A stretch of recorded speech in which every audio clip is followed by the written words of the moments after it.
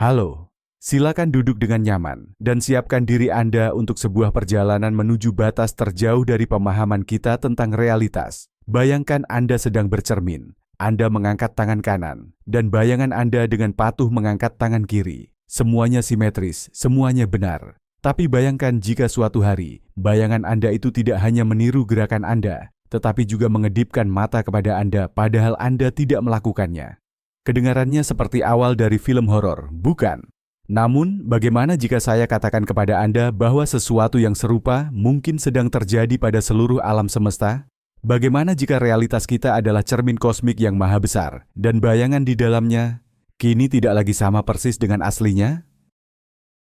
Hari ini, kita akan membahas teori yang menakjubkan dan elegan, yang mengusulkan bahwa alam semesta kita memiliki kembaran, sebuah anti semesta yang mungkin ada di sisi lain dari Big Bang. Teori ini tidak hanya indah. Teori ini berpotensi memberikan jawaban atas pertanyaan paling mendasar. Mengapa kita ada? Apakah itu materi gelap dan apa sifat sejati dari waktu? Ini adalah kisah tentang simetri agung dan mengapa pelanggarannya yang sangat kecil mungkin adalah kunci dari segalanya. Untuk memahami inti dari ide ini, kita perlu kembali ke awal mula, saat kelahiran ruang dan waktu.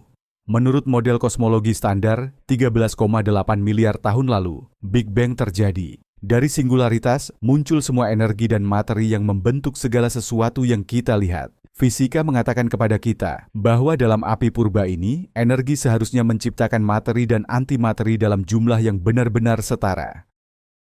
Untuk setiap partikel, seperti proton atau elektron, seharusnya muncul partikel kembarannya, antiproton atau positron. Keduanya memiliki massa yang sama, tetapi muatan yang berlawanan. Nah, disinilah muncul misteri besar yang pertama. Ketika partikel bertemu dengan antipartikelnya, mereka akan beranihilasi, menghilang dalam kilatan energi murni.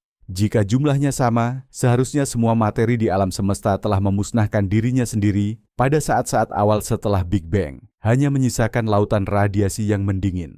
Tapi itu tidak terjadi.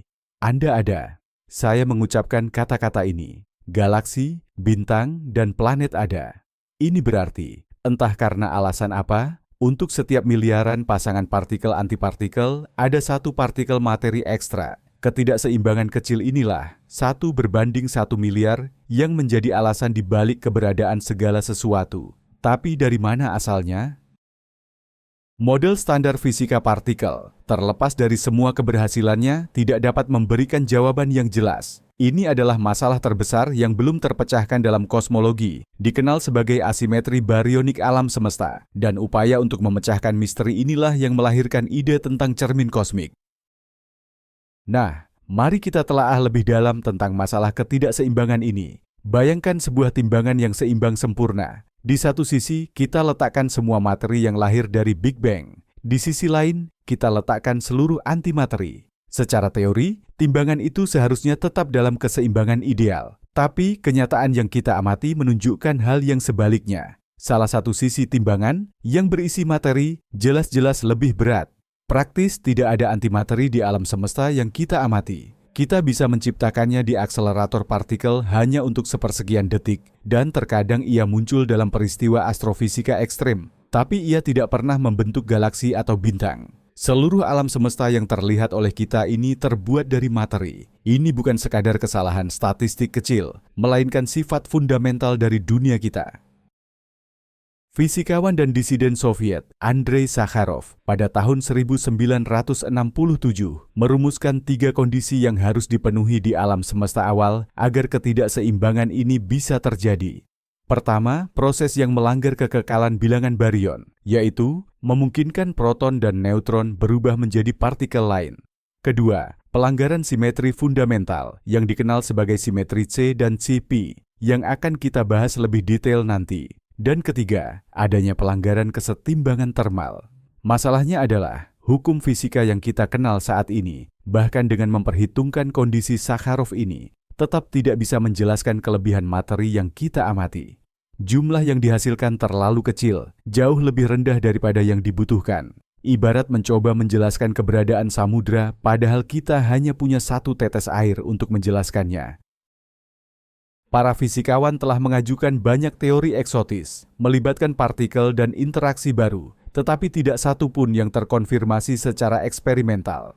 Masalahnya masih belum terpecahkan. Mengapa dunia ini tidak kosong? Mengapa kita ada di sini? Gagasan tentang alam semesta cermin menawarkan perspektif yang benar-benar berbeda. Mungkin kita mencari jawaban di tempat yang salah. Mungkin ketidakseimbangan itu sebenarnya tidak pernah ada.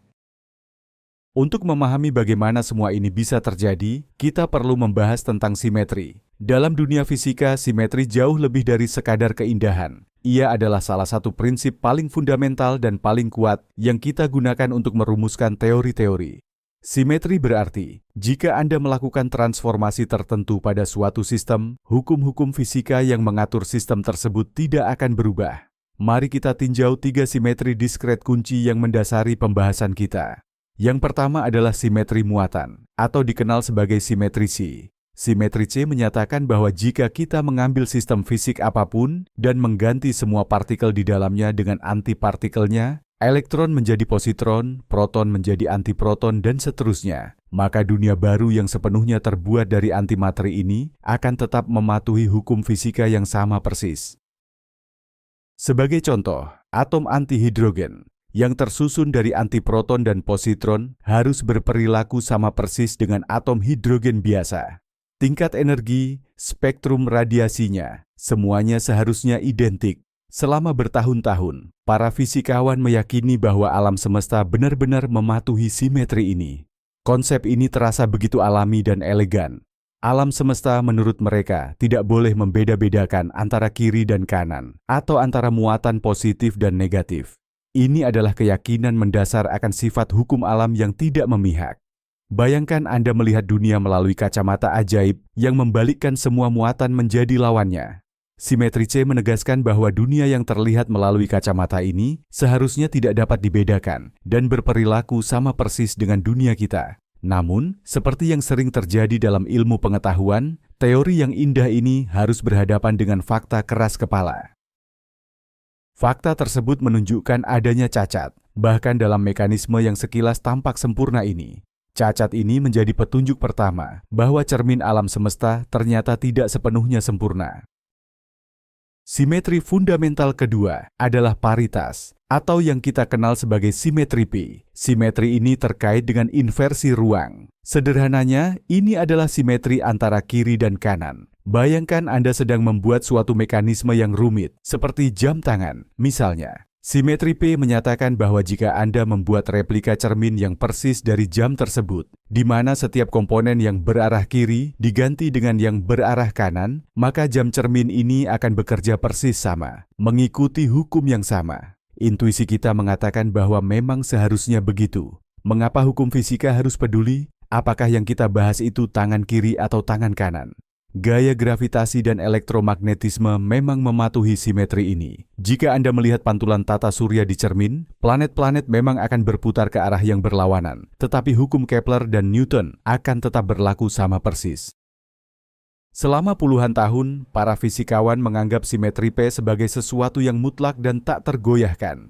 Namun, pada tahun 1956, terjadi sesuatu yang mengguncang fondasi dunia fisik. Fisikawan Amerika keturunan Tiongkok, Wu Qianxiong, melakukan eksperimen brilian saat mempelajari peluruhan beta dari inti kobalt 60. Dia mendinginkan inti tersebut hingga mendekati nol mutlak dan menempatkannya di medan magnet yang kuat untuk menyelaraskan spin, putaran inti ke satu arah. Kemudian, dia mengamati ke arah mana elektron-elektron dilepaskan selama proses peluruhan. Jika simetri P dipertahankan, elektron seharusnya memiliki probabilitas yang sama untuk terlontar searah dengan spin dan berlawanan arah. Tapi hasilnya sangat mengejutkan. Mayoritas elektron yang sangat dominan terlontar hanya ke satu arah yang spesifik. Dunia yang terpantul di cermin ternyata tidak berperilaku seperti dunia kita. Ternyata, interaksi nuklir lemah yang bertanggung jawab atas peluruhan beta secara terang-terangan melanggar simetri P. Pada tingkat fundamental, alam semesta membedakan antara kiri dan kanan. Ini seperti menemukan bahwa sekrup yang diputar ke kiri berperilaku sangat berbeda dibandingkan sekrup yang diputar ke kanan. Cermin alam semesta telah menunjukkan retakan pertamanya. Penemuan bahwa simetri C dan P ternyata dilanggar benar-benar mengejutkan. Seolah-olah alam semesta ini menjadi labil dan asimetris. Namun, para fisikawan dikenal gigih. Mereka kemudian mengajukan hipotesis. Bagaimana jika kita gabungkan kedua simetri yang rusak ini? Bagaimana jika kita terapkan kedua transformasi ini secara serentak? Inilah yang disebut simetri CP. Simetri ini intinya mengatakan, jika suatu proses fisik mengalami dua perubahan sekaligus, semua partikel diganti antipartikel, yakni transformasi C, dan sekaligus dicerminkan, yakni transformasi P, maka proses baru itu akan tetap mengikuti hukum fisika yang berlaku. Ini ibarat mencoba menambal cermin yang pecah. Jika cermin biasa, yaitu P, sudah retak, dan cermin antimateri, yaitu C, juga retak. Mungkinkah pantulan antimateri yang dicerminkan, yaitu CP, masih tetap sempurna? Simetri gabungan yang baru ini memang tampak jauh lebih kokoh. Ia berhasil memulihkan semacam keseimbangan. Ambil contoh eksperimen Madame Wu. Jika kita melihat bayangan cermin dari peluruhan inti anti-kobalt, positron atau anti-elektron, akan terlontar persis sama dengan elektron yang kita lihat di dunia kita. Untuk sementara waktu, seolah-olah harmoni telah kembali. Simetri CP diyakini sebagai hukum alam yang sejati. Poin ini krusial. Sebab, kita ingat, pelanggaran simetri CP adalah salah satu syarat Sakharov untuk menjelaskan mengapa materi berlimpah. Jika simetri CP benar-benar mutlak, maka laju reaksi pembentuk materi akan sama persis dengan laju reaksi pembentuk antimateri. Tidak akan ada ketidakseimbangan sama sekali. Namun, pada tahun 1964, saat mempelajari peluruhan partikel eksotis yang dikenal sebagai kaon netral, fisikawan James Cronin dan Val Fitch menemukan pelanggaran yang sangat kecil, namun tak terbantahkan, terhadap simetri gabungan ini.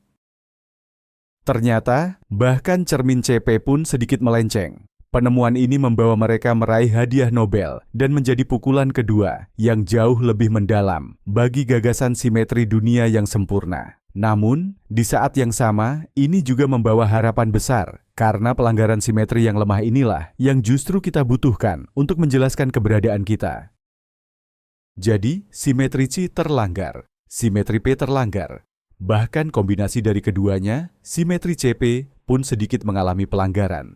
Ini membuat seolah-olah alam semesta dibangun berdasarkan asimetri dan ketidaksempurnaan. Namun, para fisikawan masih punya kartu as terakhir, yang paling penting. Inilah simetri fundamental ketiga, simetri pembalikan waktu atau simetri T. Simetri ini menyatakan bahwa jika Anda merekam proses fisik apapun dan memutarnya kembali, apa yang Anda lihat juga harus mematuhi hukum fisika. Di tingkat makroskopik, ini jelas terasa salah karena hukum termodinamika kedua, entropi selalu meningkat.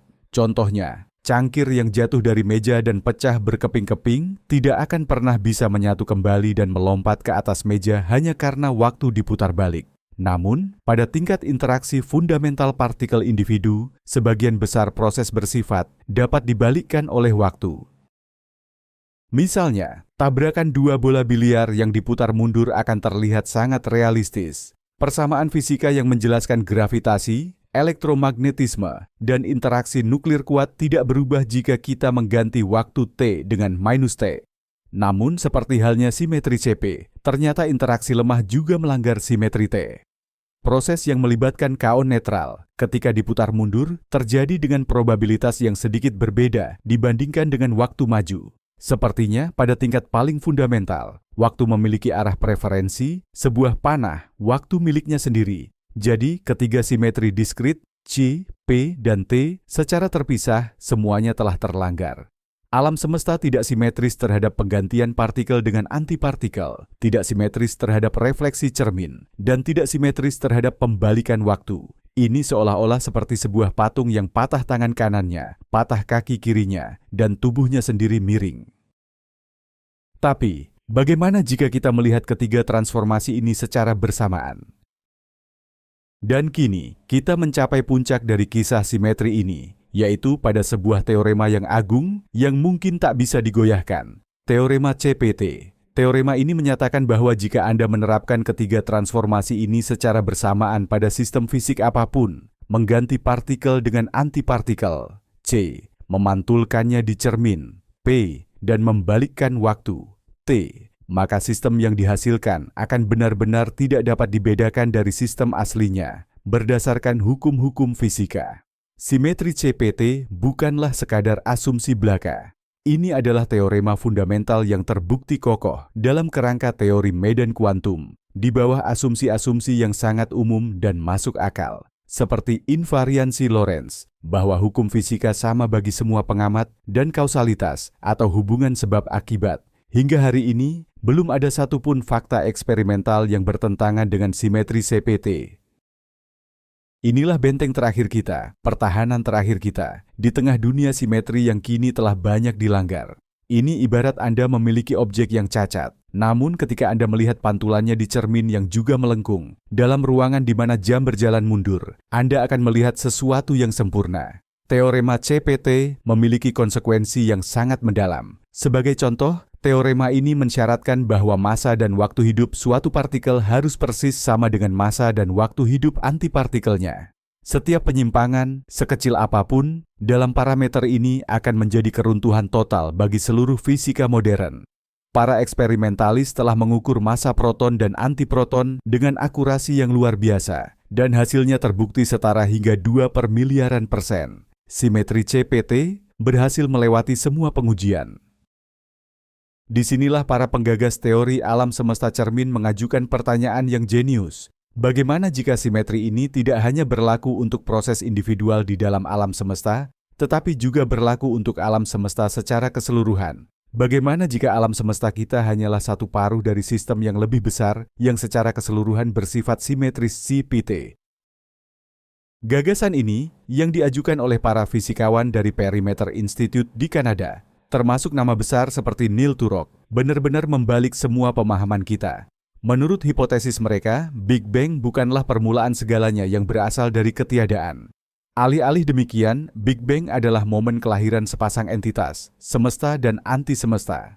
Semesta kita, yang dipenuhi materi, bergerak maju dalam waktu dari titik Big Bang. Sementara saudara kembarnya, anti-semesta yang dipenuhi antimateri, bergerak menjauh dari titik Big Bang yang sama. Namun, dari sudut pandang kita, ia bergerak mundur dalam waktu. Bayangkan permukaan danau yang dijatuhi batu. Dari titik jatuhnya, gelombang air menyebar ke segala arah. Sekarang, bayangkan Big Bang adalah titik yang serupa dalam ruang waktu 4 dimensi, di mana semesta kita menyebar ke satu arah waktu, dan kembarannya menyebar ke arah waktu yang berlawanan. Anti-semesta ini merupakan cerminan CPT yang tepat dari semesta kita. Hal ini berarti, ia terdiri dari antimateri, transformasi C atau muatan. Koordinat spasialnya terbalik seperti cermin, transformasi P atau paritas. Dan bagi kita, waktunya mengalir mundur, transformasi T atau waktu. Dari sudut pandang pengamat hipotetis di anti-semesta itu, semuanya tampak sangat normal. Bagi mereka, semesta merekalah yang mengembang dan berevolusi maju dalam waktu. Sementara semesta kita, yang terdiri dari antimateri, justru bergerak mundur. Konsep maju dan mundur dalam waktu menjadi sangat relatif. Gambaran ini mengembalikan keseimbangan dan simetri global. Seluruh sistem dua komponen ini, yang dapat kita sebut multisemesta, adalah sistem yang CPT simetris dan sempurna. Ia tidak mengandung kelebihan materi dibandingkan antimateri. Keduanya berjumlah sama, hanya saja terbagi ke dalam dua bagian yang terpisah. Ia tidak muncul dari ketiadaan, melainkan ia adalah keadaan alami dengan total energi dan jumlah baryon nol. Ia memang sudah ada. Mari kita telaah lebih jauh bagaimana hipotesis ini secara anggun menyelesaikan masalah asimetri baryon. Seperti yang kita ingat, misterinya adalah kemana perginya semua antimateri yang seharusnya tercipta saat ledakan dahsyat, Big Bang. Pendekatan standar mencari semacam proses fisik di alam semesta awal yang menghasilkan kelebihan partikel materi, meskipun hanya sedikit, dibandingkan dengan antipartikel. Teori alam semesta cermin, Mirror Universe, mengatakan, Anda salah mencari. Tidak ada kelebihan, tidak ada pelanggaran keseimbangan sama sekali. Materi dan antimateri lahir dalam jumlah yang persis sama. Hanya saja, semua materi berakhir di separuh dunia kita, sementara semua antimateri berada di sisi lainnya. Ini ibarat Anda mencoba memahami mengapa kutub utara bumi hanya berisi es, tetapi Anda tidak tahu tentang keberadaan kutub selatan yang juga seluruhnya es. Masalahnya bukan pada proses pembentukan es, melainkan karena Anda hanya melihat setengah dari keseluruhan gambar. Dalam model ini, tidak perlu memperkenalkan partikel eksotis baru atau interaksi yang melanggar bilangan baryon seperti yang disyaratkan oleh kondisi Sakharov. Struktur ruang waktu itu sendiri, dualitas kelahiran dunia dari ledakan dahsyat yang menyediakan pemisahan yang diperlukan. Solusi ini memiliki kesederhanaan dan keindahan yang mencolok, sifat yang selalu dihargai dalam fisika teoretis. Alih-alih mempersulit model alam semesta awal dengan entitas tambahan, ia malah mengusulkan untuk mengubah paradigma itu sendiri, pandangan kita tentang apa sebenarnya ledakan dahsyat itu. Ia tidak lagi dipandang sebagai awal mutlak waktu, melainkan menjadi titik simetri, semacam puncak bukit, dari mana dua dunia kembar meluncur ke arah yang berlawanan. Dengan demikian, teka-teki yang telah menyiksa para kosmolog selama lebih dari setengah abad mungkin bukanlah teka-teki sama sekali, melainkan konsekuensi dari pandangan kita yang terbatas tentang struktur kosmos. Kita hanya hidup di satu sisi cermin dan tidak melihat apa yang terjadi di sisi yang lain. Sekarang, mari kita bahas seperti apa bentuk dari semesta cermin ini. Kita sudah tahu bahwa ia sepenuhnya terbuat dari antimateri. Artinya, ada anti bintang di sana yang memancarkan antifoton, serta anti galaksi yang berputar mengelilingi pusat yang juga terbuat dari antimateri. Jika kita mengirim wahana ke sana, wahana itu akan langsung beranihilasi seketika bersentuhan dengan partikel apapun. Namun, yang paling menarik adalah sifat spasial dan temporalnya. Semesta ini adalah pencerminan P, paritas, dari alam semesta kita. Ini berarti semua sifat kiral atau sifat tangannya terbalik. Contohnya di dunia kita semua asam amino, komponen penyusun protein dan kehidupan memiliki bentuk putaran kiri. Di antisemesta semua bentuk kehidupan, jika memang ada, akan tersusun dari anti asam amino dengan putaran kanan. Interaksi lemah yang di dunia kita membedakan antara kiri dan kanan akan bekerja secara terbalik.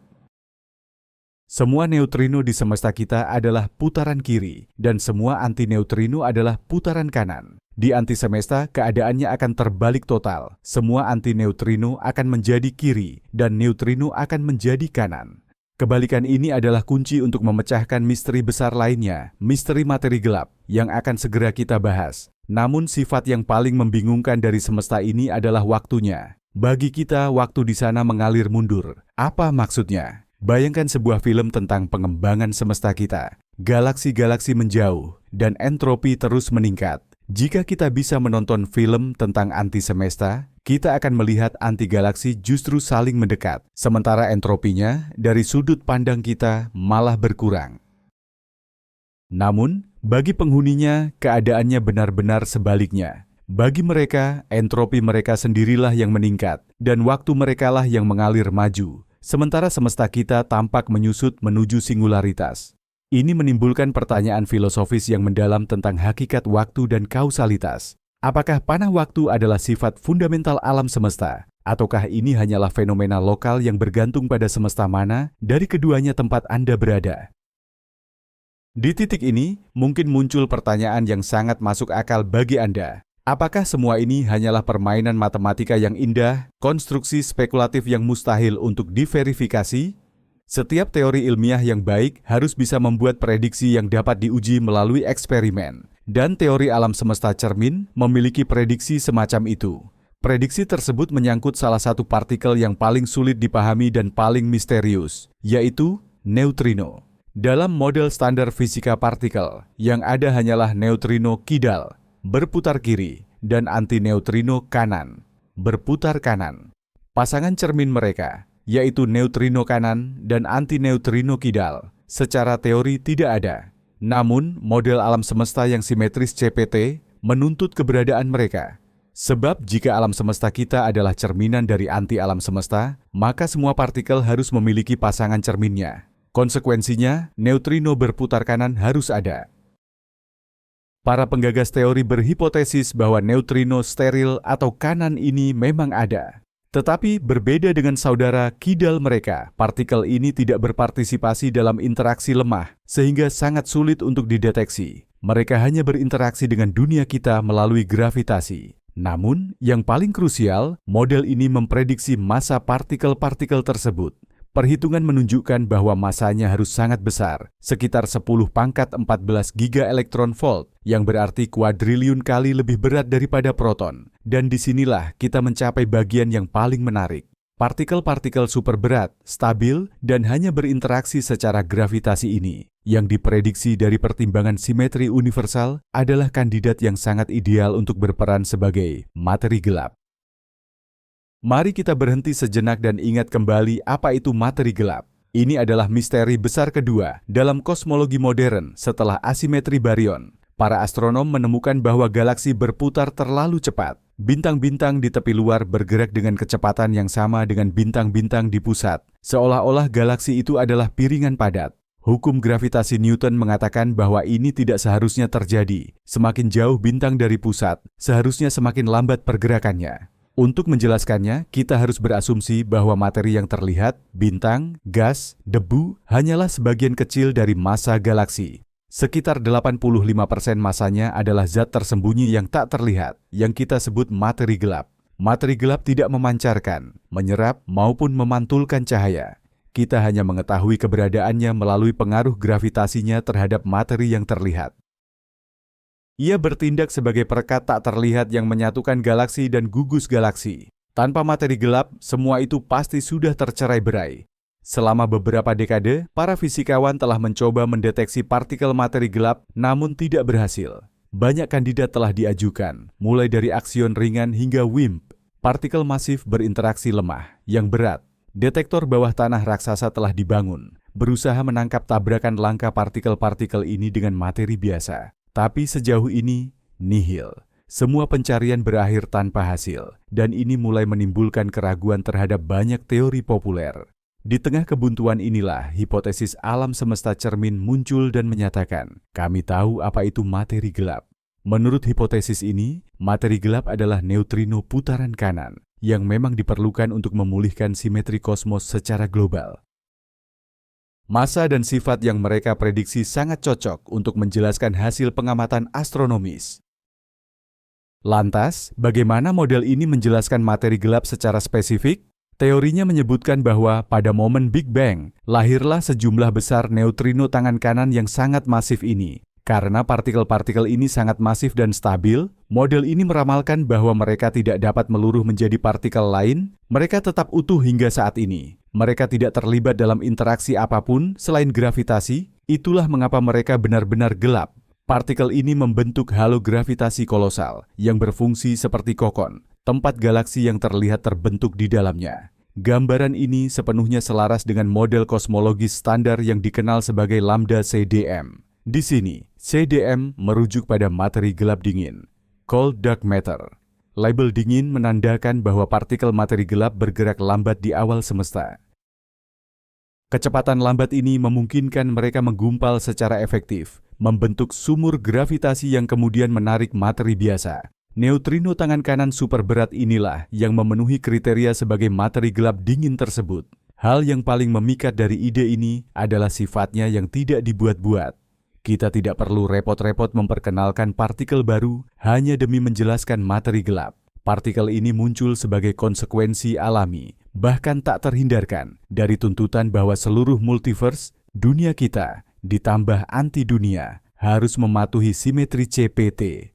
Materi gelap tidak lagi menjadi masalah yang terisolasi, melainkan menjadi bagian integral dari solusi menyeluruh yang sekaligus menjelaskan asimetri antara materi dan antimateri. Dua misteri terbesar kosmologi terpecahkan hanya dengan satu sapuan elegan pemikiran teoretis. Ini adalah ciri khas teori yang sangat kuat dan menjanjikan.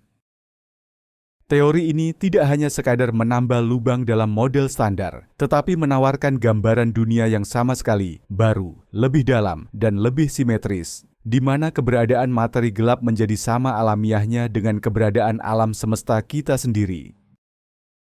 Selain menjelaskan materi gelap, teori alam semesta cermin juga mengajukan beberapa prediksi lain yang sangat spesifik dan bisa diverifikasi. Salah satu prediksi ini berhubungan dengan massa neutrino biasa yang berputar kiri, yaitu jenis yang kita amati. Kita tahu bahwa neutrino memiliki massa walaupun ukurannya sangat-sangat kecil. Fakta ini telah dibuktikan melalui eksperimen yang mempelajari osilasi neutrino, yaitu kemampuan neutrino dari satu jenis, elektron, muon atau tau, untuk bertransformasi menjadi jenis lain saat terbang. Transformasi ini hanya bisa terjadi jika mereka memang memiliki massa. Anehnya, model standar memprediksi bahwa neutrino seharusnya tidak bermassa. Inilah salah satu ketidaksesuaian utamanya dengan realitas yang kita amati. Sebaliknya, model alam semesta yang bersimetri CPT tidak hanya memprediksi bahwa neutrino harus bermassa, tetapi juga memberikan perkiraan spesifik mengenai total jumlah massa mereka. Jumlah massa ini muncul dari interaksi mekanika kuantum yang rumit antara neutrino kiri kita yang ringan dan kembaran kanan mereka yang super berat, yang juga merupakan materi gelap.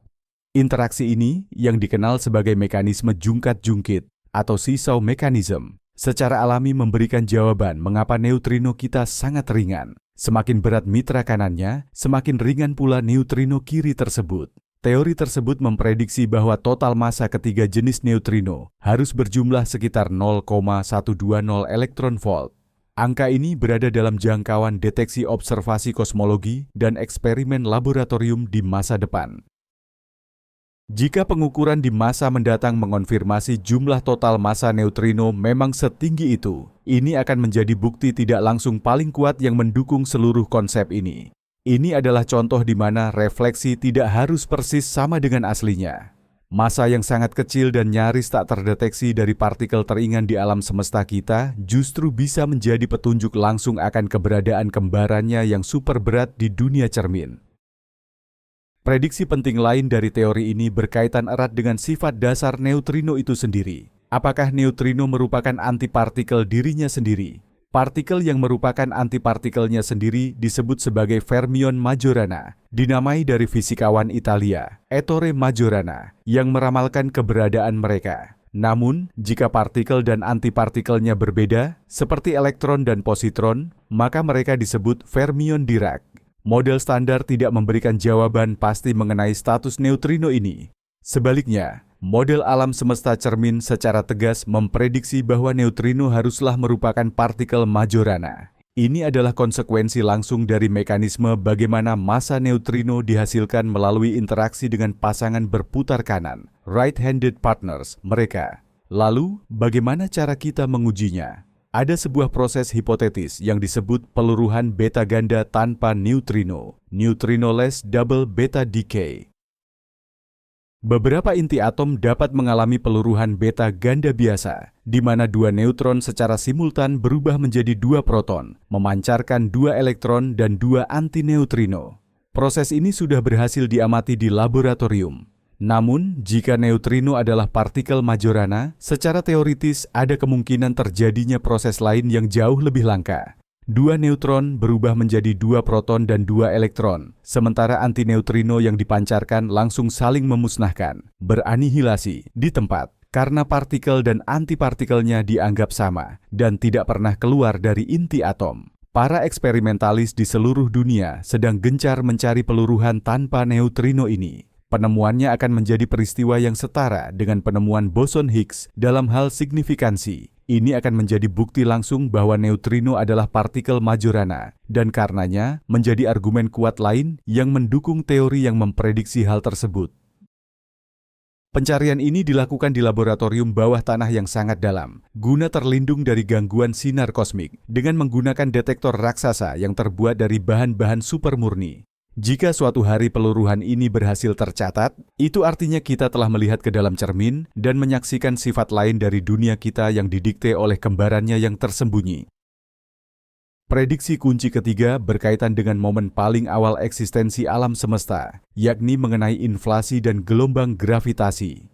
Model inflasi standar menyatakan bahwa dalam sepersekian detik pertama setelah ledakan besar, alam semesta mengalami periode pemuaian yang sangat cepat. Ekspansi eksponensial. Inflasi ini diyakini telah meratakan alam semesta, menjadikannya sangat seragam dan datar seperti yang kita amati saat ini. Selain itu, proses ini juga memunculkan fluktuasi kepadatan primordial yang kelak berkembang menjadi galaksi. Salah satu prediksi utama teori inflasi adalah terciptanya gelombang gravitasi primordial, riak-riak pada jalinan ruang waktu itu sendiri. Gelombang gravitasi relik ini seharusnya meninggalkan jejak dalam polarisasi radiasi latar gelombang mikrokosmik yang sering disebut sebagai gema, ledakan besar. Para astronom kini sedang giat mencari sinyal ini menggunakan teleskop seperti Bicep garis miring Keck di Kutub Selatan. Namun model alam semesta cermin, Mirror Universe, menawarkan pandangan alternatif mengenai sejarah kosmos di masa paling awal. Dalam model ini, tidak diperlukan adanya medan inflasi standar atau inflaton. Sebaliknya, sifat-sifat alam semesta awal, termasuk kerataannya dan keseragamannya, dijelaskan oleh struktur simetri CPT itu sendiri. Model ini membuat prediksi yang tegas. Gelombang gravitasi primordial yang berasal dari inflasi seharusnya tidak ada. Lebih tepatnya, amplitudo gelombang tersebut seharusnya berada di bawah ambang batas yang dapat dideteksi dalam waktu dekat. Dengan demikian, kita memiliki kriteria falsifikasi yang jelas. Jika eksperimen dalam beberapa tahun mendatang berhasil mendeteksi gelombang gravitasi primordial, hal ini akan menjadi pukulan serius bagi teori alam semesta cermin. Sebaliknya, jika pencarian terus gagal dan batas atas amplitudo gelombang ini ditetapkan semakin ketat, hal itu justru akan memperkuat posisi kosmologi simetri CPT. Ini adalah contoh luar biasa tentang cara kerja ilmu pengetahuan. Sebuah teori membuat prediksi yang berani dan berisiko, dan nasibnya bergantung pada hasil observasi di masa depan. Kita hidup di masa yang unik, di mana jawaban atas pertanyaan tentang apa yang terjadi pada detik pertama kehidupan alam semesta mungkin bisa kita dapatkan dalam masa hidup kita. Mari kita rangkum kembali semua prediksinya untuk benar-benar mengukur kekonsistenan dan kekuatan dari konsep ini. Pertama, teori ini mampu memecahkan masalah asimetri baryon tanpa harus memperkenalkan interaksi baru. Cukup dengan mengandaikan keberadaan pasangan semesta kita yang simetris CPT. Kedua, secara alami, teori ini menghasilkan kandidat materi gelap, yaitu neutrino ultraberat berputar kanan, right-handed neutrino, yang merupakan elemen krusial untuk memulihkan simetri. Ketiga, teori ini memprediksi nilai spesifik untuk jumlah total massa neutrino biasa, sesuatu yang dapat diverifikasi dalam eksperimen di masa depan. Keempat, teori ini menyatakan bahwa neutrino adalah partikel Majorana yang dapat kita uji melalui pencarian peluruhan beta ganda tanpa neutrino, neutrinoless double beta decay. Dan kelima, teori ini memprediksi ketiadaan gelombang gravitasi primordial yang teramati dari peristiwa inflasi kosmik. Hingga hari ini, belum ada teori lain yang dapat membanggakan cakupan masalah fundamental seluas ini, ditambah dengan rangkaian prediksi yang konkret dan dapat diuji. Teori ini bukan sekadar memecahkan satu masalah saja. Ia menawarkan kerangka kerja yang terpadu dan menyeluruh untuk memahami teka-teki terbesar dalam fisika partikel dan kosmologi. Ia menghubungkan dunia mikroneutrino dengan dunia makro galaksi dan materi gelap. Ia juga menghubungkan masa kini kita dengan momen-momen paling awal dari dentuman besar. Dan semua itu didasarkan pada satu prinsip yang sederhana namun mendalam, prinsip simetri CPT yang diterapkan pada alam semesta secara keseluruhan.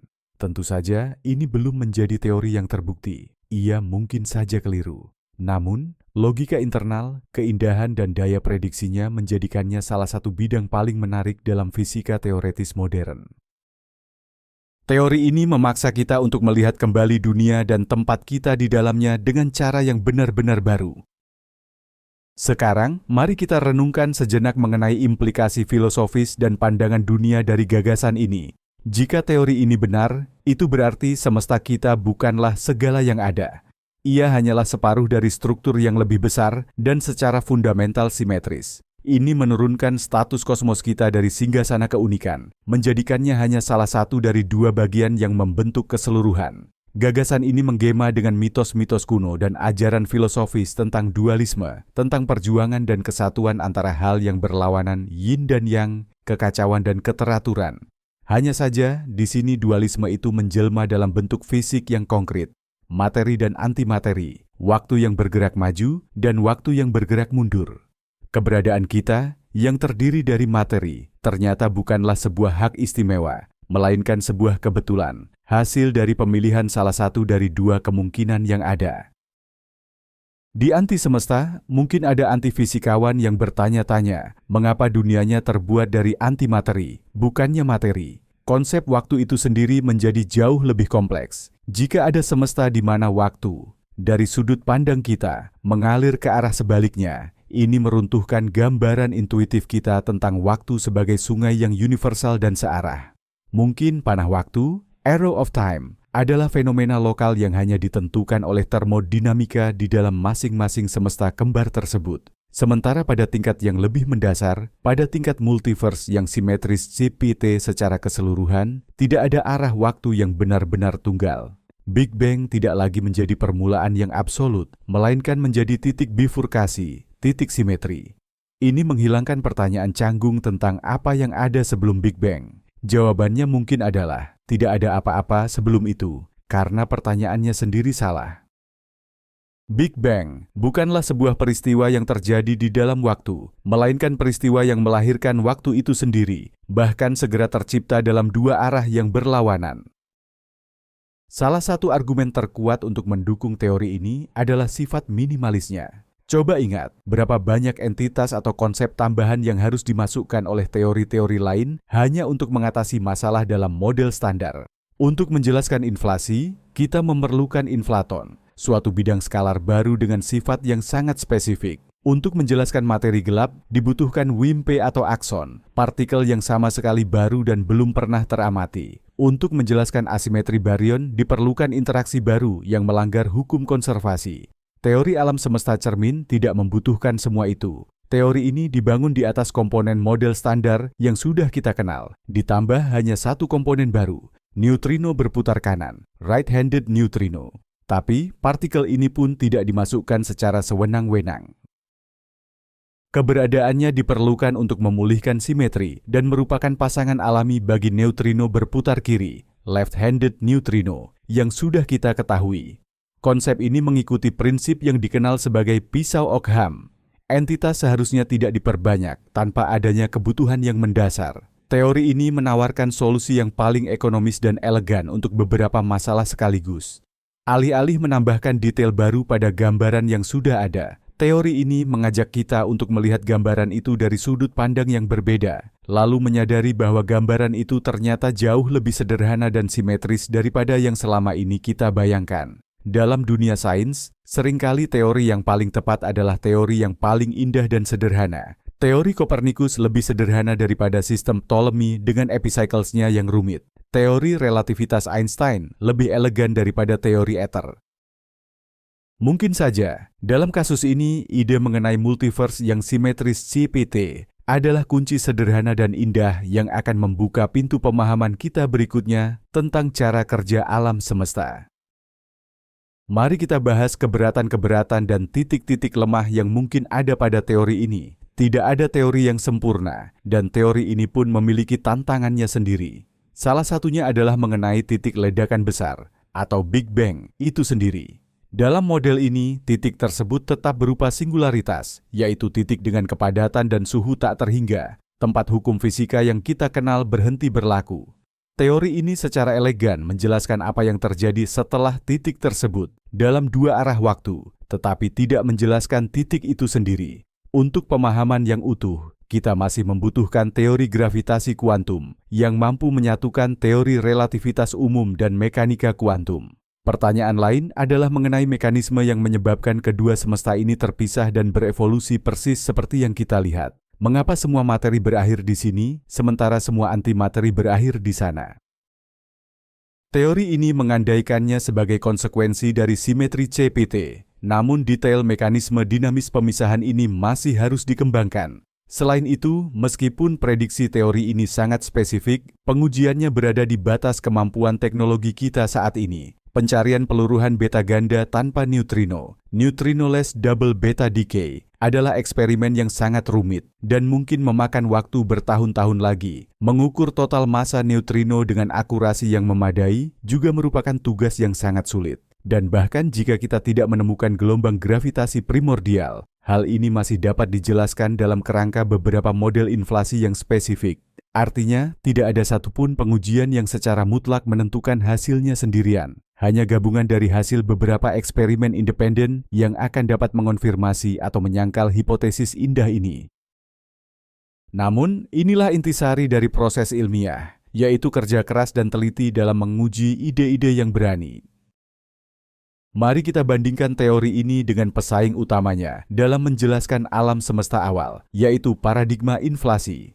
Seperti yang telah kita bahas, inflasi mengasumsikan adanya ekspansi super cepat yang terjadi di momen-momen awal setelah ledakan besar. Inflasi secara cemerlang mampu memecahkan beberapa masalah kosmologis, masalah horizon, mengapa wilayah alam semesta yang tidak mungkin saling bertukar informasi memiliki suhu yang seragam, masalah kerataan, mengapa geometri alam semesta kita begitu mendekati Euklidean, dan masalah monopoli, mengapa kita tidak mengamati partikel berat eksotis yang seharusnya tercipta dalam jumlah melimpah. Namun, inflasi juga memiliki kesulitan tersendiri. Pertama, sifat dasar inflaton, yaitu medan yang menyebabkannya, sama sekali tidak diketahui. Kedua, sebagian besar model inflasi mengarah pada apa yang disebut inflasi abadi, eternal inflation, yang menciptakan alam semesta gelembung dalam jumlah tak terbatas dengan sifat yang berbeda-beda.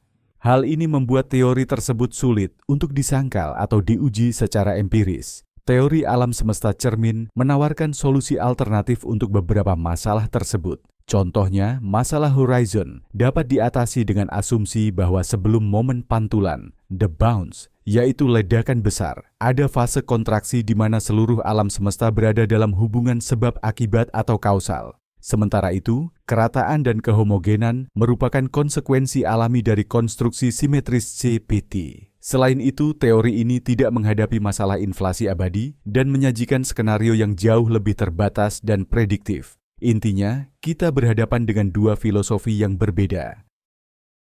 Paradigma inflasi berupaya menjelaskan sifat-sifat dunia kita dengan menambahkan entitas dan mekanisme baru ke dalam sejarah awal alam semesta. Sedangkan paradigma alam semesta cermin mencoba menjelaskan sifat yang sama berdasarkan prinsip simetri fundamental yang menghubungkan dunia kita dengan kembarannya yang tak terlihat, mana yang akan terbukti benar, waktu yang akan menjawabnya. Mari kita kembali pada analogi awal kita, cermin. Sebelumnya kita katakan pantulan itu tidak lagi identik dengan aslinya. Namun, kini kita menyadari bahwa ketidaksesuaian inilah yang menjadi hakikatnya. Ini bukanlah suatu kecacatan, melainkan informasi paling krusial yang dapat kita peroleh. Bayangkan Anda menatap cermin yang sempurna. Anda tidak akan menemukan hal baru apapun tentang diri Anda, selain yang sudah Anda ketahui. Sekarang, bayangkan cermin itu sedikit terdistorsi. Dari sifat-sifat distorsi inilah kita bisa mengetahui banyak hal tentang karakteristik cermin itu sendiri. Dalam analogi kita, asimetri-asimetri kecil yang nyaris tak terdeteksi di alam semesta kita adalah distorsi yang sama, yang mengungkapkan sifat-sifat multisemesta global yang bersimetri CPT. Pelanggaran simetri CP dalam peluruhan kaun yang memungkinkan materi mendominasi atas antimateri di bagian alam semesta kita bukanlah suatu kesalahan alam. Ini adalah prasyarat yang diperlukan bagi eksistensi kita, yang secara sempurna dikompensasi oleh proses sebaliknya di anti-semesta. Massa neutrino yang sangat kecil bukanlah konstanta acak, melainkan pantulan dari keberadaan pasangan super beratnya yang menjadi komponen utama materi gelap. Kiralitas kehidupan, fakta bahwa semua asam amino kita kidal, bukanlah kebetulan. Ini adalah konsekuensi dari pelanggaran simetri P oleh interaksi lemah, yang mana di antisemesta memiliki tanda yang berlawanan. Dengan demikian, sifat-sifat yang paling fundamental dan misterius dari dunia kita ini adalah jahitan dan retakan yang terlihat pada permukaan cermin kosmik. Melalui anomali-anomali inilah kita dapat merekonstruksi gambaran realitas yang lengkap, simetris, dan jauh lebih agung. Kita adalah pantulan yang tidak sesuai itu sendiri. Dan tepat dalam ketidaksesuaian, inilah tersembunyi kunci menuju pemahaman yang sesungguhnya. Teori ini secara otomatis membawa kita pada perenungan konsep multiverse, multisemesta. Dalam beberapa dekade terakhir, gagasan ini sangat populer dalam fisika dan kosmologi. Namun biasanya ia dikaitkan dengan teori senar, string theory, atau inflasi abadi, eternal inflation, yang memprediksi adanya jumlah alam semesta yang hampir tak terbatas dengan hukum fisika dan konstanta yang berbeda-beda. Lanskap alam semesta semacam ini sangat sulit untuk diverifikasi, dan banyak kritikus menuduhnya menyimpang dari ilmu pengetahuan menuju ranah metafisika. Multiverse yang diusulkan oleh model simetri CPT Symmetric Model, sama sekali berbeda. Ini bukanlah gugusan dunia acak yang tak terbatas, melainkan sebuah struktur minimalis yang didefinisikan secara ketat, terdiri dari dua komponen, alam semesta kita dan kembaran CPT-nya yang persis sama. Ini bukan multiverse, melainkan lebih tepat disebut biverse, bi-semesta. Dan, berbeda dengan lanskap inflasi tadi, model ini menghasilkan prediksi konkret dan teruji tentang sifat-sifat dunia kita sendiri. Kita memang tidak bisa melihat atau berinteraksi langsung dengan anti semesta itu, tetapi kita dapat mempelajari manifestasi tidak langsungnya di sini, di laboratorium kita. Dengan mempelajari sifat neutrino, mencari peluruhan beta ganda tanpa neutrino, neutrinoless double beta decay, dan mengukur parameter radiasi kosmik latar. Pada dasarnya, kita sedang mempelajari sifat keseluruhan bi-semesta tersebut. Ini adalah pendekatan yang jauh lebih ilmiah dan produktif terhadap gagasan multiverse. Ia mengembalikannya dari spekulasi filosofis ke ranah fisika yang dapat diuji. Mungkin ini adalah langkah pertama untuk memahami bahwa dunia kita bukanlah satu-satunya, tetapi juga bukan berarti hilang dalam tak terbatasnya dunia acak. Sebaliknya, dunia kita adalah bagian dari struktur dualitas yang teratur dan elegan. Mari kita coba bayangkan seperti apa kisah dari bi-semesta, Dewi alam semesta ini. Pada titik waktu T sama dengan 0 terjadi dentuman besar, atau mungkin lebih tepatnya, sebuah pantulan besar dari fase kontraksi yang mendahuluinya. Dari titik ini, alam semesta kita mulai berekspansi dan mendingin, bergerak menuju arah waktu positif. Di dalamnya terjadi proses-proses yang kita kenal, partikel dan antipartikel lahir. Namun dengan sedikit keunggulan partikel, disebabkan oleh pelanggaran simetri CP, antimateri saling memusnahkan, beranihilasi, meninggalkan materi barionik yang kemudian membentuk bintang dan galaksi. Alam semesta terus memuai, didorong oleh energi gelap. Pada saat yang sama, dari titik T sama dengan 0 yang sama, sebuah anti-semesta, anti-universe memulai evolusinya, bergerak menuju arah waktu negatif. Bagi kita, waktunya mengalir mundur.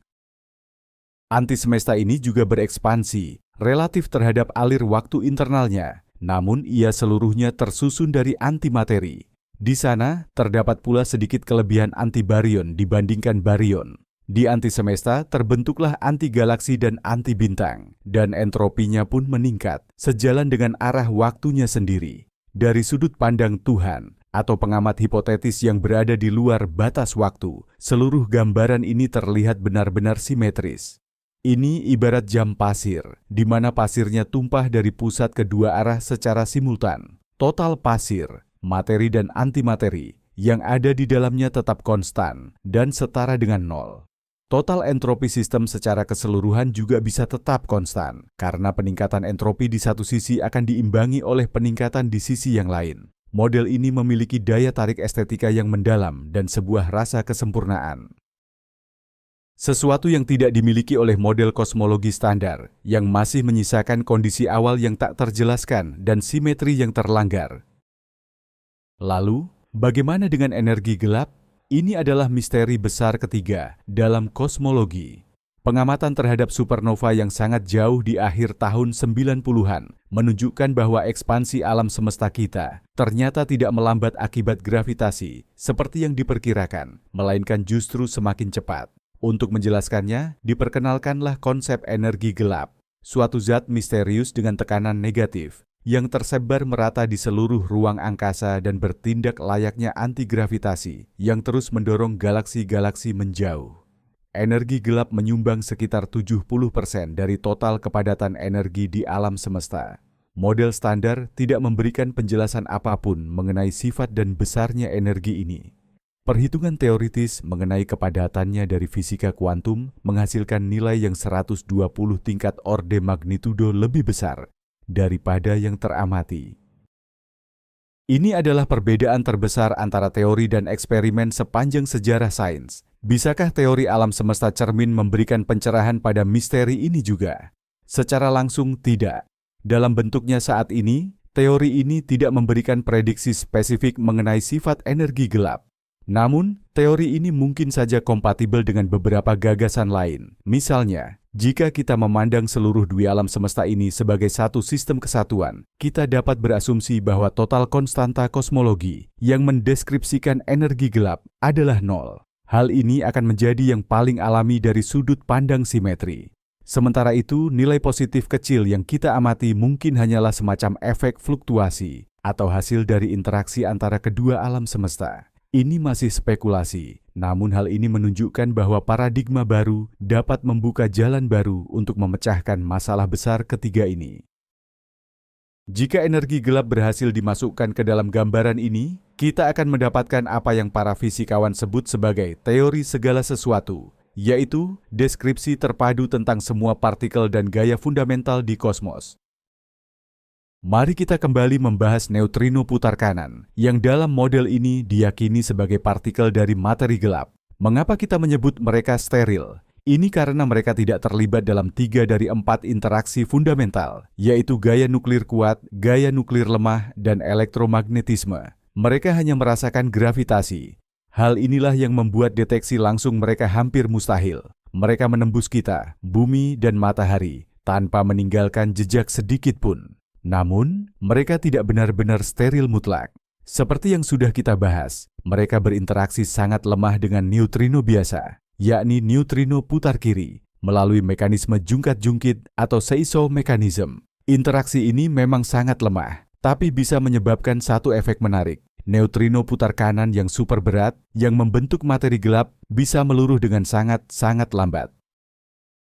Salah satu jalur peluruhan yang mungkin adalah menjadi neutrino biasa dan foton, atau menjadi elektron dan positron. Karena massa mereka luar biasa besar, energi yang dihasilkan dari produk peluruhan ini juga akan sangat tinggi. Jika kita bisa menangkap foton atau neutrino berenergi tinggi semacam ini, yang datang dari segala arah di kosmos, terutama dari pusat galaksi kita, tempat kepadatan materi gelap paling maksimal, maka ini akan menjadi bukti langsung adanya peluruhan materi gelap. Observatorium Astrofisika, seperti teleskop sinar gamma antariksa Fermi atau Observatorium Neutrino Ice Cube di Antartika, memang tengah aktif mencari sinyal-sinyal ini.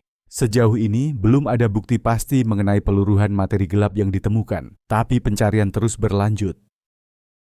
Jika sinyal semacam itu terdeteksi dan energi hasil peluruhannya sesuai dengan prediksi model alam semesta cermin, Mirror Universe, maka ini akan menjadi kemenangan sejati bagi teori ini, bahkan mungkin lebih meyakinkan daripada hasil eksperimen di laboratorium. Sebuah pertanyaan yang mungkin muncul adalah, jika anti semesta bergerak mundur waktu, apakah ini berarti melanggar prinsip kausalitas atau sebab akibat? Bisakah kita mendapatkan informasi dari masa depan kita yang dikirimkan oleh anti semesta? Jawabannya adalah tidak. Kedua semesta ini tidak terhubung secara kausal. Mereka hanya bertemu di satu titik, pada momen Big Bang. Setelah itu, jalur mereka terpisah. Tidak ada jembatan, apalagi lubang cacing, wormhole, di antara keduanya. Informasi tidak mungkin melewati batas Big Bang. Selain itu, konsep bergerak mundur waktu hanyalah relatif. Bagi pengamat di anti semesta, waktu merekalah yang berjalan maju, sementara waktu kita yang dianggap berjalan mundur. Kausalitas mereka bekerja sesuai dengan arah waktu mereka sendiri. Peristiwa di masa lalu mereka memengaruhi masa depan mereka. Tidak ada paradoks membunuh kakek, grandfather paradox yang terjadi. Hubungan antara kedua dunia ini jauh lebih halus, subtle. Hubungannya bukan pada tingkat pertukaran sinyal secara langsung, melainkan pada tingkat hukum dan konstanta umum yang sudah ditetapkan saat keduanya lahir bersamaan. Ini seperti dua roda gigi dalam sebuah mekanisme yang berputar ke arah yang berlawanan. Mereka memang tidak bertukar informasi, tetapi gerakan mereka selaras dan tunduk pada desain keseluruhan. Sifat neutrino di semesta kita mengetahui keberadaan pasangannya di anti semesta bukan karena menerima sinyal dari sana, melainkan karena keduanya adalah bagian dari sistem mekanika kuantum tunggal yang dijelaskan oleh satu persamaan. Ini adalah poin yang sangat mendalam dan kritis yang membedakan teori ini dari konsep perjalanan waktu yang naif. Menariknya, gagasan tentang alam semesta yang bergerak mundur dalam waktu bukanlah hal baru. Jauh sebelum ini, tepatnya pada era 1940-an, fisikawan legendaris Richard Feynman telah mengajukan interpretasi bahwa antipartikel pada dasarnya hanyalah partikel biasa yang bergerak ke belakang dalam dimensi waktu. Ambil contoh positron. Ini dapat dipandang sebagai elektron yang garis dunianya, world line, pada diagram ruang waktu bergerak dari masa depan menuju masa lalu. Meskipun awalnya ide ini hanyalah trik matematika untuk menyederhanakan perhitungan dalam elektrodinamika kuantum, QED. Gagasan ini selalu berhasil memicu imajinasi publik. Nah, teori semesta cermin, mirror universe, pada dasarnya mengambil ide Feynman ini dan menerapkannya tidak hanya pada partikel individual, melainkan pada keseluruhan alam semesta. Konsep ini menaikkan statusnya dari sekadar formalisme matematika menjadi realitas fisika. Jika semesta kita terdiri dari partikel yang bergerak maju dalam waktu, maka antisemesta, anti-universe, akan terdiri dari partikel yang sama, namun bergerak mundur dalam waktu, yang kita persepsikan sebagai antipartikel.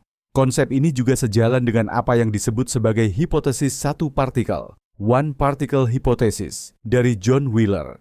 Wheeler bahkan dengan nada bercanda pernah mengemukakan bahwa semua elektron di alam semesta sebenarnya adalah satu elektron yang sama, yang bergerak bolak-balik tanpa batas dalam waktu. Dan perpotongannya dengan bidang waktu kita inilah yang kita lihat sebagai banyaknya partikel berbeda. Tentu saja teori semesta cermin tidak seradikal ide Wheeler. Namun, ia mewarisi semangat yang sama. Semangat untuk mencari koneksi mendalam dan simetri yang tersembunyi di balik keragaman dan kompleksitas dunia yang tampak di mata kita. Mari kita coba bayangkan jika kita hidup di dunia di mana teori ini telah terbukti. Eksperimen-eksperimen mendatang mengonfirmasi sifat Majorana neutrino, mengukur total massa mereka, dan hasilnya persis seperti yang diperkirakan. Para astronom belum menemukan gelombang gravitasi primordial, tetapi mereka mungkin telah menangkap sinyal dari peluruhan materi gelap. Jadi, bagaimana cara pandang kita terhadap dunia akan berubah? Pertama, kita akan memperoleh deskripsi fisika fundamental yang praktis utuh dan menyeluruh. Model standar akan diperluas dan disempurnakan. 3 masalah utamanya, asimetri materi, materi gelap, dan massa neutrino, akan terselesaikan dalam kerangka satu konsep tunggal. Ini adalah prestasi yang bisa disetarakan dengan diciptakannya model standar itu sendiri pada tahun 70-an. Kedua, pemahaman kita tentang alam semesta akan menjadi jauh lebih aneh, tetapi di saat yang sama jauh lebih terstruktur. Kita akan tahu bahwa dunia kita hanyalah salah satu dari dua sisi realitas, bahwa ada dunia cermin terbuat dari antimateri, di mana waktu mengalir ke belakang.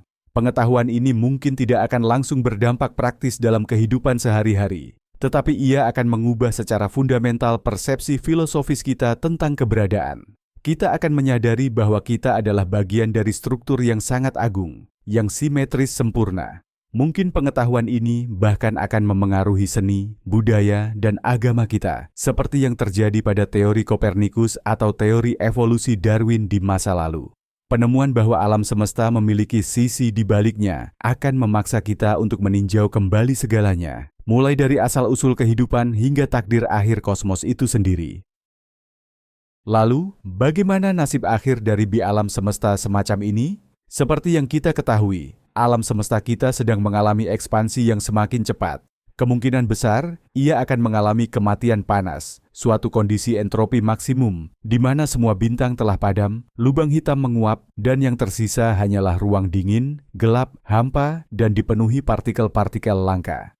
Bagaimana dengan anti alam semesta? Bagi penghuninya, nasib yang sama juga menanti mereka, dalam bingkai waktu mereka sendiri. Namun, bagi kita yang mengamatinya dari luar, evolusinya justru terlihat sebagai penyusutan atau kontraksi menuju titik Big Bang, disertai dengan penurunan entropi. Menariknya, ini menciptakan gambaran yang unik. Mungkin alam semesta secara keseluruhan bersifat stasioner atau bahkan siklus, berulang. Bisa jadi, momen Big Bang bukan hanya titik kelahiran, tetapi juga titik kematian bagi anti alam semesta, dan sebaliknya. Beberapa model kosmologi siklus mengemukakan bahwa setelah fase ekspansi akan terjadi fase kontraksi yang diakhiri dengan Big Bang baru. Dalam konteks teori kita, mungkin saja alam semesta kita dan anti-alam semesta adalah dua fase dari siklus abadi yang sama. Alam semesta kita adalah hembusan napas yang mengembang dari kosmos, sementara anti-alam semesta adalah tarikan napas yang menyusut darinya. Keduanya tidak bergantian secara berurutan, tetapi ada secara bersamaan, seperti dua sisi mata uang, memastikan eksistensi dan kelahiran kembali realitas yang abadi. Tentu saja, pembahasan ini sudah melampaui batas-batas sains yang ketat dan mulai memasuki ranah spekulasi metafisika. Namun, ide-ide seperti inilah yang lahir di persimpangan teori-teori besar yang selalu mendorong batas-batas pengetahuan kita. Intinya, teori semesta cermin adalah salah satu gagasan yang paling indah, berani, dan menjanjikan dalam sains fundamental modern. Teori ini menawarkan solusi bukan hanya untuk satu, melainkan untuk beberapa misteri terdalam dalam fisika dan kosmologi, berlandaskan pada prinsip paling dasar, yaitu prinsip simetri. Ia mengklaim bahwa ketidakseimbangan dan asimetri yang kita lihat di dunia hanyalah ilusi, hasil dari sudut pandang lokal kita. Namun, jika kita melihat keseluruhan gambar, kita akan menemukan tatanan simetris CPT yang sempurna. Dalam tatanan ini, semesta kita dan mitra antinya yang bergerak mundur dalam waktu adalah dua separuh yang seimbang sempurna dari satu kesatuan. Teori ini menghasilkan sejumlah prediksi konkret yang dapat diuji, mencakup sifat-sifat neutrino, materi gelap, dan radiasi latar kosmik, dan nasibnya akan ditentukan melalui eksperimen serta pengamatan dalam beberapa dekade mendatang. Terlepas dari apakah pada akhirnya terbukti benar atau tidak, teori ini sudah memainkan perannya, yaitu memaksa kita untuk melihat kembali dasar-dasar terdalam dunia kita, sifat waktu, materi, dan simetri. Teori ini menunjukkan bahwa terkadang, untuk memecahkan teka-teki yang paling rumit, kita tidak perlu menambah detail baru, melainkan cukup melihatnya di cermin. Dan mungkin saja di sanalah, di pantulan yang terdistorsi dan tidak sepenuhnya sama tersebut, kebenaran itu tersembunyi. Jadi, kita baru saja menyelesaikan perjalanan ke inti misteri kosmos terhebat, dan kita melihat bagaimana sebuah ide sederhana namun elegan mampu mengungkap semuanya. Alam semesta ternyata adalah sebuah cermin, dan penemuan paling menakjubkan adalah bahwa ketidaksempurnaan kosmos, asimetri, atau ketidakcocokannya dengan bayangan, itu semua bukanlah cacat, melainkan kunci untuk memahaminya. Justru berkat ketidakcocokan inilah kita bisa ada. Hal ini juga yang mengarah pada sifat tersembunyi materi gelap, dan hal ini pula yang menentukan massa sangat kecil dari partikel paling sulit ditangkap, neutrino. Hipotesis tentang adanya alam semesta anti, atau kembaran CPT kita di sisi lain Big Bang, mengubah kekacauan yang terlihat menjadi sebuah tatanan yang sempurna. Hipotesis ini memberitahu kita bahwa dunia kita hanyalah separuh kebenaran, satu sisi dari sebuah koin. Di sisi lainnya ada dunia yang sama, tetapi terbuat dari antimateri, di mana waktu mengalir mundur. Teori ini masih menunggu konfirmasi atau penyangkalan, tetapi sudah mengubah cara kita memandang realitas. Ini menunjukkan betapa dalamnya, anehnya, dan indahnya struktur kosmos kita. Terima kasih telah meluangkan waktu bersama saya untuk merenungkan cara kerja dunia ini. Saya harap kuliah ini memberi Anda bahan perenungan dan, semoga, tidur yang nyenyak. Jangan lupa berlangganan saluran ini, sukai video ini, dan tekan lonceng notifikasi agar tidak ketinggalan perjalanan baru ke batas-batas pengetahuan kita. Dan sekarang pertanyaan utama untuk Anda. Menurut Anda, apa yang ada di balik cermin kosmik itu? Apakah ada anti kembaran kita di sana yang hidup dalam waktu yang terbalik? Bagikan pemikiran Anda di kolom komentar. Selamat malam.